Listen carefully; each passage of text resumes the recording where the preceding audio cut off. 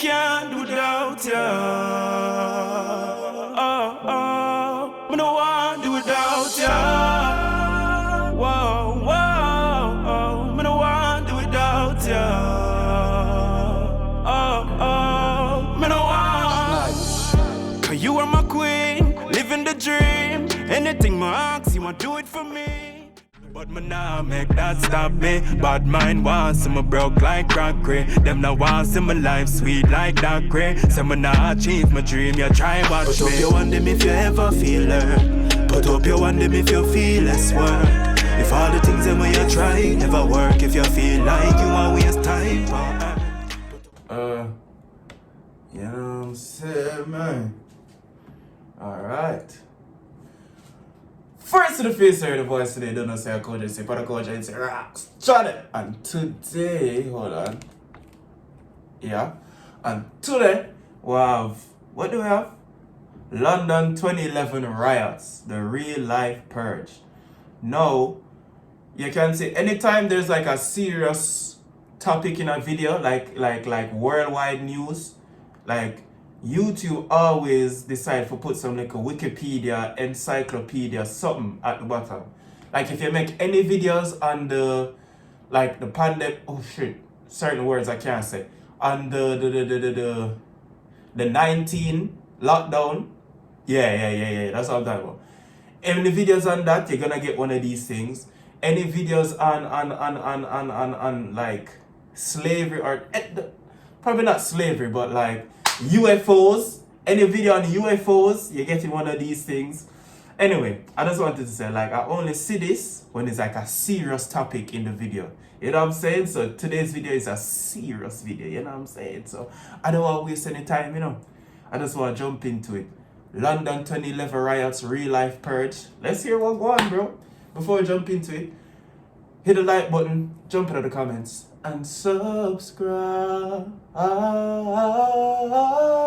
Subscribe to me.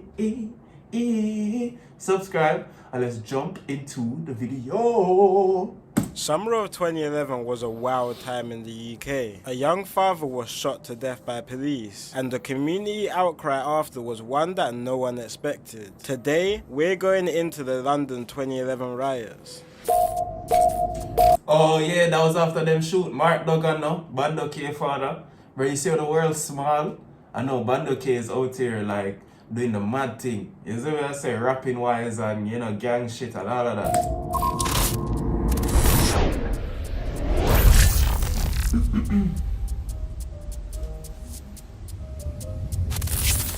So to start this story, we have to go to North London in Tottenham. More specifically, Wait, there's a place in Tottenham called Little Russia? Yo!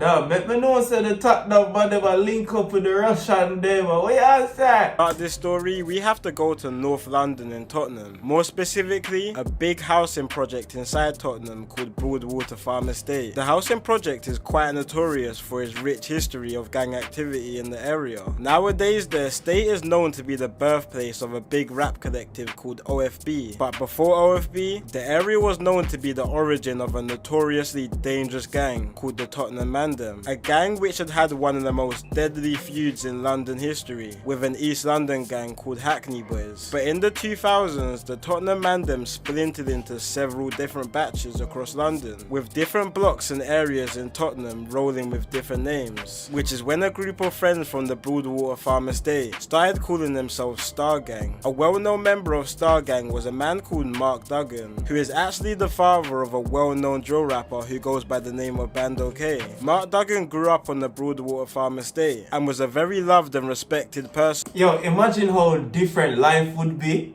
if Mark Duggan was alive though.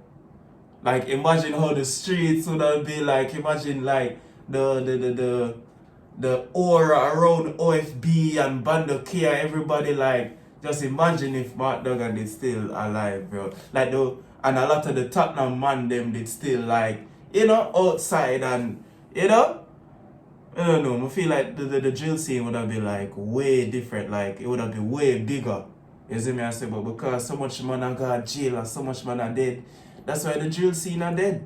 inside and outside of his estate, but he was heavily under the police radar, with him being named among Europe's most feared and violent criminals, which led to him being investigated and followed by a special police unit called Operation Trident, which was a police unit set up in 1998, which specifically fights gun crime and homicides inside the black community in the UK. And Operation Trident was on in more when there was talks of a retaliation hit after Mark Duggan's cousin, a man called Kelvin Easton, was stabbed to death inside a nightclub back in 2011. It was August the 4th when Trident officers decided to make their move on Mark Duggan. At 6:15 PM, Mark was travelling through Tottenham in the back of a minicab, but inside the minicab with him was a shoebox with a loaded pistol inside, which he picked up around 15 minutes beforehand. While in the back of the cab, Mark starts to clock that a few unmarked cars were starting to follow his journey back to the Broadwater Farm Estate, and instantly he knew it was bad news. So he sent out a broadcast on his BlackBerry Messenger phone saying Trident just jammed me. Not long after this message, one car pulls in front of Mark's minicab, with another car blocking the sideways and another blocking the cab from the back, forcing his minicab to stop. Mark tried to make a run for it, but he didn't get far before an officer shot Mark twice, with one bullet hitting him in the chest, leaving him unresponsive and bleeding out just outside his minicab. But instead of the officers to go, Like, bro, that just seems so surreal, bro. Like, just imagine going through that. Like, you jump out, all of these armed feds are trying to catch you, and you just try run and them shot you, and then them go tell lie and say you go try point a gun off for them, and yo, John Muster. Go help Mark out and take him to hospital to attempt to save his life. They were more focused on finding the handgun, leaving Mark to bleed out and die on the scene. Now, the officer who shot Mark said his reasoning was due to him seeing Mark holding the gun in his hand, and even if this was a valid reason for shooting Mark, as time goes by, the theory that Mark was holding the gun at the time of his murder is becoming more and more impossible. First of all, Mark's DNA wasn't even on the gun, despite claims that Mark threw the gun with his bare hands just before he was shot. But this was also almost impossible. Mark was shot around 1.5 seconds after he left his minicab, in where he was only able to take a few steps before he was hit by the first bullet. So it would be quite hard for Mark to even find the time to throw the gun, which was Exactly, bro. Like, them never know. Him try run and them shot him. Simple. was somehow found 7 meters from where he was shot. And if that isn't enough to debunk this theory, the police officer who shot Mark said he didn't even see Mark throw the gun. It was another officer that said he threw the gun, which is very weird considering that Mark was literally right in front of him when the officer murdered him. What was most likely to have happened here is that the officers are trying to cover their tracks and could have potentially moved the gun from inside the minicab where Mark had left it and then placed it around 7 meters away to justify the killing. Residents of the Broadwater Farm Estate were furious, and police were not given any answers to what had just happened. So 2 days after the brutal murder of Mark Duggan, on the 6th of August, friends and family of Mark marched from the Broadwater Farm Estate to Tottenham's police station to demand for answers of what just happened 2 days ago. But instead of getting any answers, the marchers were welcomed to a wall of silence from police officers who crowded the No, and when you say we miss you, daddy, and God, you know, and all of that, bro, you say, Jano. Despite all of the madness we probably do, probably a very good community guy, like him, the community probably love him. You know what I mean? around the marchers. Time went by and people started to get more frustrated, and when the crowd started to get larger and more younger people started joining in, the peaceful protest started turning more aggressive, especially after there was an alleged attack from a police officer on a 16-year-old girl who was protesting. By 10 PM, Tottenham High Road was in anarchy. Police cars and buses were getting smashed and burnt, and the local police office was completely burnt down. 26 police officers were in. I'm not gonna lie, like, I feel like at this, let me like be careful with what I say, because YouTube is very strange. But like, we need to support our like community when the police commit crimes against us. That's all I have to say. throughout the night, starting the infamous 2011 riots. The news quickly spread around London, and a lot of people saw this as an opportunity to fight back on what a lot of people thought was a racist and oppressing police force. But some people also saw this as a quick way to loot some stores, while the police had lost control of the streets. The next morning on August the 7th, police set up forces around Tottenham to prevent any riots which may happen throughout the day, especially after hearing talks from local gangs in Tottenham that they were going to bring carnage to the area. But at the time, feds couldn't comprehend how big the movement was, and while police were setting up around Tottenham and nearby areas in North London, on the other side of London in Brixton, looting had already started before Tottenham. Yeah, when I went up to visit my family in May, they were telling me how they were a part of the, not a part of it, but they were around, and my cousin, them have to call him, and I say, yo, make sure you're not outside, you know, make sure you're not outside doing the riots, you know, yeah, because they arresting people and and yeah, cousin have to come home, yeah, because the riots, no, too much foolishness, yeah, serious thing. No, that was a time. Well, they told me about it still, so it's kind of interesting to watch the video now after hearing about it firsthand. Even woke up. Before the morning was even finished, police had already lost control of London. Shops were looted, fires were burning, and police were nowhere to be seen in certain areas. And the country was put into a national emergency. During national emergencies, police use something called the airwave network that allows officers to tap into different areas around the country through their radio, which was first introduced heavily after the 2005 London bombings. The only issue was the airwave network was down, leaving hundreds of thousands of officers clueless to what was happening at the time. The police didn't even know how many officers were on the ground, and it was quickly becoming apparent that the police was heavily under-equipped for the mass rioters, which was starting to build up throughout the day. Police cars were starting to run out, leaving thousands of officers stranded, with some even having to transport through buses, forcing officers from— Yo, look out, yo! No. I thought this was the man them running out of the bus. These are officers. You know, like you see somebody jump out of the bus and, why you running? I come here, post. Bro, that's what the feds are saying right now. That's what PC Anderson is saying. Look at him. Officers stranded, with some even having to transport through buses, forcing officers from outside of London to be sent inside the capital to try and help the officers out. But by this time, the riots even had spread outside of London. First with reports that a nearby county to London, called Hertfordshire, had a couple jewelers being broke into. And soon there were even reports that around 3— Bro, look at that fire. Yo. My dog, alright. So, they will do this for Mark Dog and Zane. But when the man then, you know, R.I.P. H, Chris Cabba, but you see me, I say, like, we don't see no riot for Chris, bro, like, and feds, is it, I'm not saying that you should, you know. I'm not saying do not go outside and riot. Do not go outside and riot at all. But I'm just saying though, you know what I'm saying? Like, when the feds do what they do, bro, we need to do what we do, because we're directly fighting against them and they're fighting against us.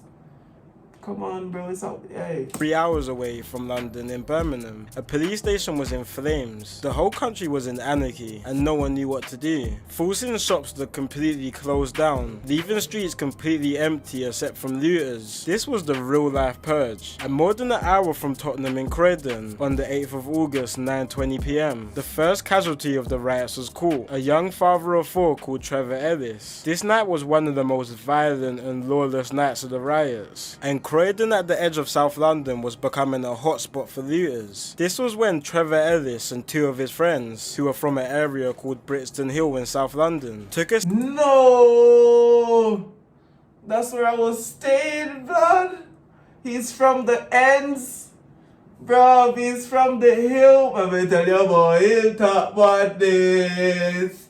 He'll talk about it. No, let me hear the story still. Ellis and two of his friends, who were from an area called Brixton Hill in South London, took a 17-minute drive in a black Ford Fiesta and parked it off on a road called Scarborough Road. When parked off, allegedly Trevor Ellis's friends went into a cash converters nearby to loot a couple items and then return back to the car. But while they were returning back to the car, Trevor and his two friends ended up getting into an altercation with a group of around 9 people who were also out for the same reasons. You see me? Bro, you're outside trying to just loot stores and niggas are beefing with you because you're looting the same stores they want to loot. So you can't even go, you see, we can't even have nothing, bro. We can't even do nothing the right way. This ended with a silver Peugeot and a black Vauxhall Astra packed full of looters getting into a car chase with Trevor and his friends until they reached a junction on Duppers Hill Road. The two cars boxed in Trevor's black Ford Fiesta and got out the car and shot several shots using a self-loading pistol, hitting Trevor in the head, killing the young father of 4 and creating the first casualty. Bro, how though? It's not even like it was no real beef. It wasn't even like you even know these guys are rich, bro. It's like some looting altercation. Yo, I don't like this. I don't like this story. Of the 2011 riots. But sadly, this wouldn't be the last. And still, police could do nothing about it. So the members of public had to take situations into their own hands. In East London, the borough of Hackney was becoming a very popular place for looters. Especially one area in Hackney called Dalston, where shops were starting to get hit up quite heavily. But a road in Dalston called Kingsland High Street was left pretty much untouched. See, Kingsland High Street has a lot of shops which are run by the Turks, which are Turkish people. They saw what was happening to all shops around them, so they made a pact to team up and defend the high street against any attackers, and it actually worked. Same thing with... Nah, that's smart still. You see what? When you stick together, Turks stick together, the Albos stick together, the Russians stick together. Like, come on, like, why the Malis stick together, the Africa, well, nah. A whole heap of Africans we know beef each other, see, but for the most part, if you're from the same area, the African them will stick together, hopefully sometime.